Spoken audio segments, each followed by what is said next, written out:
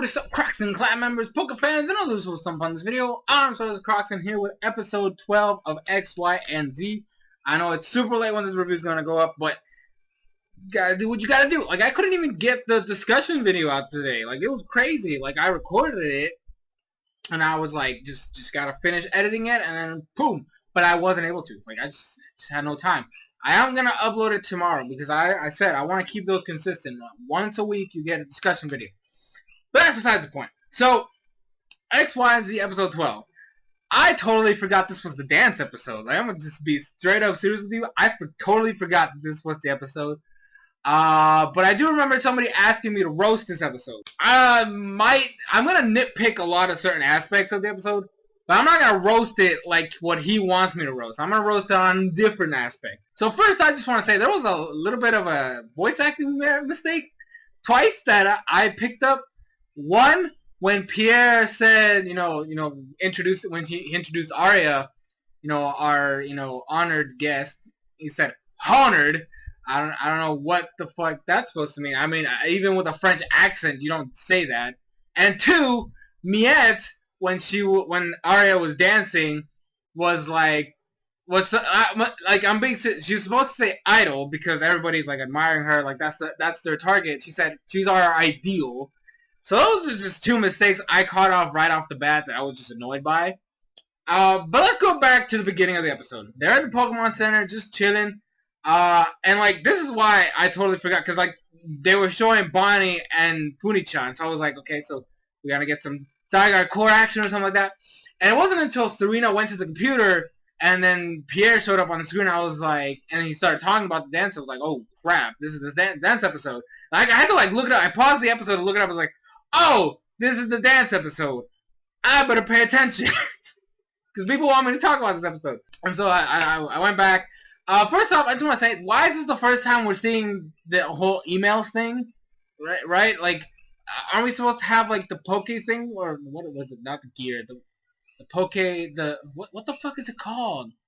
The Holoclip. The Holoclip. Aren't we supposed to have the Holoclip? Why the fuck are we using emails? So that's just the first thing I wanted to point out. It was weird. This is the first time we ever see her access her emails. And, like, literally, if it wasn't for that, we wouldn't have even known about the dance episode, or the dance stuff. So that was, like, weird. So just right off the bat, that kind of weirded me out. Now, when Pierre said that, you have to bring a date, I was like, okay, so this is where it begins. But since Eevee was the one that was going to dance, Bunnelby's the perfect, partner for her. So that, in turn, makes it Clement to be the one that has to go with Serena. Which I thought was great. I thought that was hilarious. Like, that's the first middle finger to the Amore shippers. I actually want to say this before I continue with the rest of this episode. Amore shippers, the creators don't owe you shit, right? The biggest flaw with this episode is the fact that the creators responded to your bullshit, right? They don't owe you anything. This episode was not for you. It was for the show. So the fact that a lot of you went and bitch at the fact that Ash and Serena never danced, you don't matter, okay? You're not, what the fuck? Do you really think the creators owe you something? So I just wanted to throw that out there because that honestly pissed me off when I found out about it. Okay, you don't have the right to call out the creators. It's their show. They can do, I mean, honestly, I call them out when they make writing mistakes with Serena because that's not how you write a character. But this episode wasn't for you. Deal with it. So back to the episode. So Clement was chosen to be the partner, which I laughed because I saw it as a huge middle finger to the Amore shippers because they deserve the middle finger because they are spoiled, self-entitled idiots, right? So then we go to where the dance is going to take place. Miette shows up, which was cool, and then she took Ash. I was a little weirded out by the fact that it was Slurpuff and Pikachu because that's just not a dynamic I'm used to. I don't know, I just felt weird about it. But, whatever, we take those. And then they go in. Now, this was the side of Miette I was not I like Miette as a character, but this is the type of chick I don't like to be with. The ones that just, start grabbing dresses left and right and then have, 13, 14 different dresses they want. That's just annoying. That's just, as a guy, that's just annoying. Straight up. So they get all dressed up. Clement looked awesome. I had to say Clement looked nice. Serena, I'm not too fond of red dresses, but she looked okay. Bonnie looked great. Miette, I like the blue. The blue on Miette was great, and I liked Ash's design. You know, Ash's outfit. I thought Pikachu was a little weird with the bow tie. And then like I don't know why they decided to do like all the male Pokemon had bow ties, and then like all the girls had tiaras. Like that was just change it up a bit. Come on, make it different. But then they do this whole they gotta dance, but like they can't dance with they have to dance with the partner. After you know Pierre and Aria dance. I want to point this out too. Delphox looked really short, so I had to look it up. Apparently, according to the Pokedex, Delphox is only 4'11", which is really fucking short. Now, that's a really short-ass Pokemon. Not only that, Pierre is huge. Like, if Delphox is supposed to be 4'11", and Pierre was almost twice her size, well, not really twice her size, but he has to be like 6'5" or some shit. That was ridiculous. There was a huge size difference. Granted, this is the anime where sizes honestly sometimes don't even make sense. Like, you can't really go by what the Pokedex says because a lot of times the sizes are a little different in the anime. Like, you have like huge ass Magikarp, but it's only supposed to be like 4 feet tall or something. Nah, that's not even that. Anyways, that's not the point. I want to say that dance looked a little creepy though because like Arya is probably like 14, 15 maybe, and Pierre has to be in his late 20s or early 30s. So that was just awkward. I personally thought it was awkward. Arya looked great though. She looked amazing. So they do a little dance, Klefki with Delphox. I don't know how that worked. But then the gang, everybody danced. I want to point out also, like I said, I'm going to be nitpicking this episode. There's a lot of problems I have with this. This is one of the reasons I hate Team Rocket being comic relief. They showed Jesse and James dancing, and they were dancing amazing. Like, they were actually dancing phenomenally. But because they're supposed to be comic relief, then you had Jesse go on this weird thing where she, like, threw James all over the place.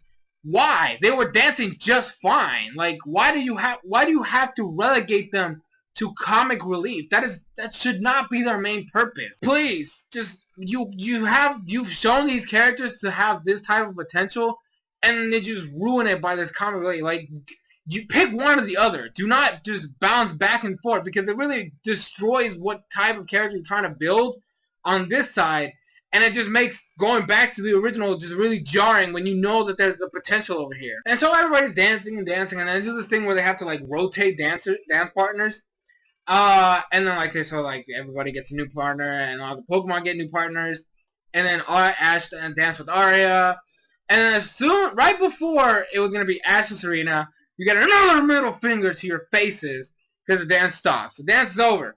And I thought that was great. I honestly, if I was the creators, I would have done that on purpose, just to shut the emotion shippers up.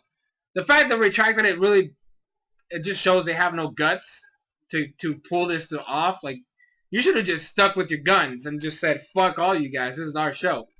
Like, even with me, like, I like to point out your flaws, but you can tell me to fuck off too. I just wanted to point out that you show potential in certain areas and just botch it all up.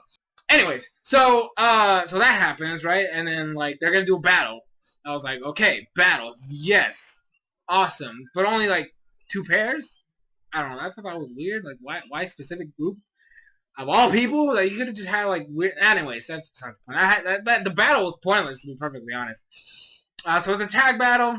Ash, Serena get it, and then Miette, and then James of all people. Like, that one was just random as fuck. Like, I understand Miette, Ash and Serena, but like James just completely threw me off. Like, that was the one I was not expecting at all. So it's gonna be Inkay, Slurpuff, Pikachu, Eevee.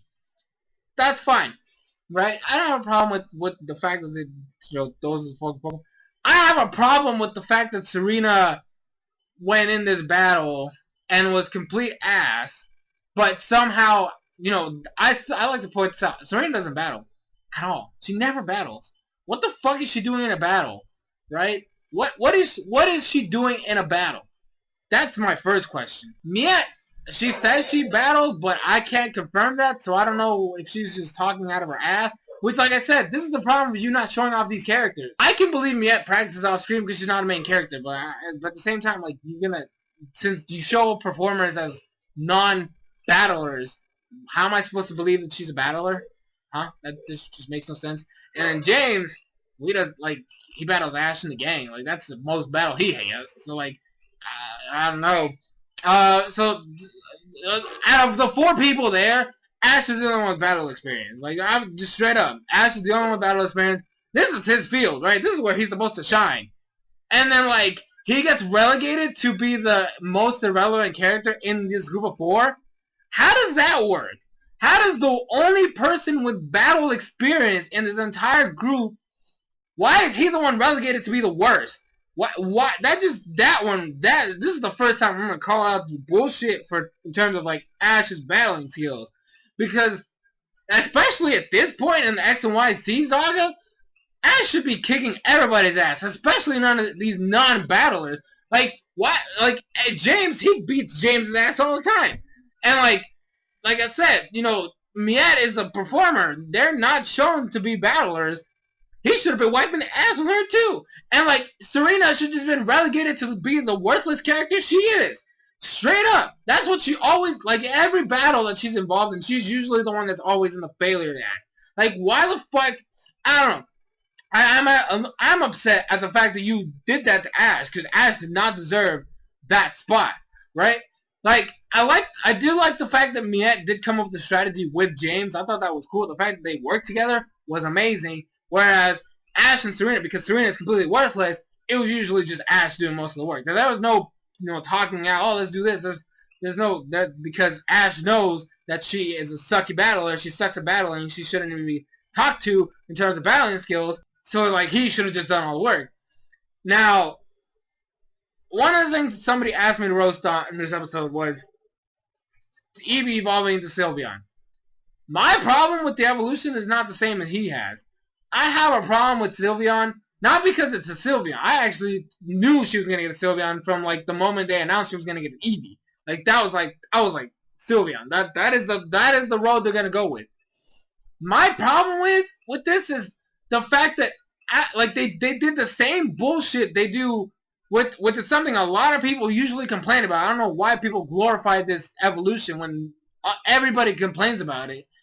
Where they do this whole thing of, oh, the Pokemon's beaten down and with encouraging words and they evolve and then they become OP as fuck. That shouldn't have happened in this scenario. One, because Eevee doesn't fucking battle, right? Like, you need to battle, like, even in the games, to get Sylveon, not only do you need the friendship thing on a Mii, you need to battle with the Pokemon to evolve it.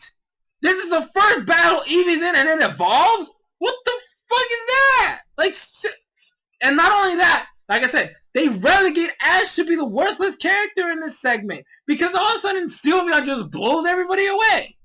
Like, I understand that Sylveon's a good Pokemon, but it was using Fairy Wind. Fairy Wind, I know that's a competitive like the competitive inside me is talking right now because Fairy Wind's a shitty ass move. This is the anime. But the fact that Sylveon's the one that won this whole thing?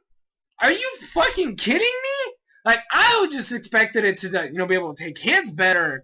And, like, Ash, you know, and Pikachu would do, like, their famous combos. And then maybe, like, you get a double hit with, like, Thunderbolt and then, obviously, the Fairy Wind. But no! Sylveon blew them away!